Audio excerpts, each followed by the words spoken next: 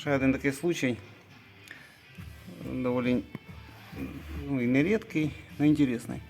Колеса на Жигуль сунули якогось француза 400. В чому прикол? Говорять, в районі сотні, щось таке, кілометрів в час, бієння по рулю. Внутрішня ступиця більша на цих дисках і розболтовка ж друга. Коли зажимають на шинки, або сам зажимаю, не знаючи того, колесо чуть-чуть отут сміщається в сторону і зажимають. От я тільки що через монтировочку отцентрував його так на глаз, вроді би по центру. Должно бієння уйти, але це неправильно. Це неправильно, нельзя так робити.